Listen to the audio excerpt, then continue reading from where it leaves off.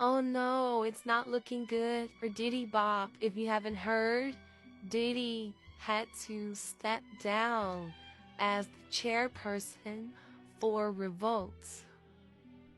It seems more reports are coming in. 3 lawsuits. We know about from Cassie. We know that other reports are coming in that are implicating Bad Boy Records.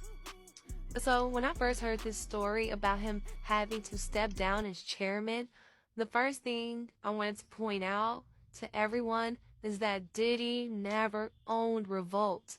And this is what I mean by that.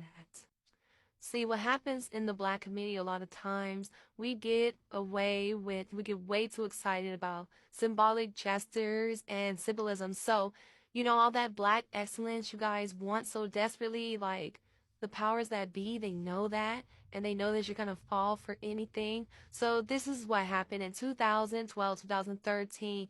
Comcast wanted to enter into a partnership with yours truly, our favorite company, NBC. How does NBC always end up in this? But yeah, NBC, they're great. They're amazing. NBC, they've had some issues, but it seems like they've been able to pick up the slack and just continue expanding. So in 2012, in order for this deal to go through with Comcast, NBC had to promise as part of their expansion and acquisition that they would open up for minority run, owned, and operated channels and networks. So, what ended up happening is that what came from this deal were 4 minority run network channels. 2 went to the Hispanic community and 2 on the Black American side. So, from that, in order for this deal to happen, they had to put up a face. And so, who was some of their favorite faces? Diddy. And then the other one was Magic Johnson with Aspire TV.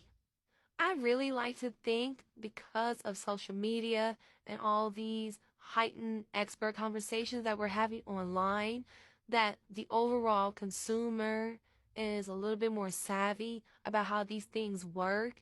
But do y'all notice the trend how the rug continues to be pulled from under us, where someone like a Kanye can be 2 times over billionaire and then overnight not a billionaire anymore?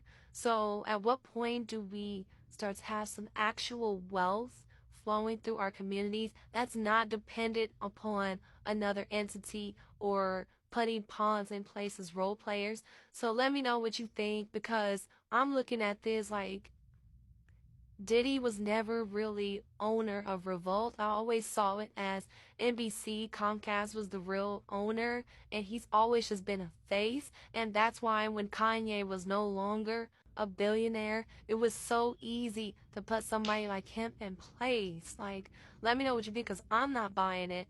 And then I just always keep these things to myself. I just talk about these things in my circle. But I really want for us to have power and wealth, but it starts with us being way more business savvy to realize that a lot of these things are just, the tip of the iceberg, and what's really beneath the surface is just a whole mess.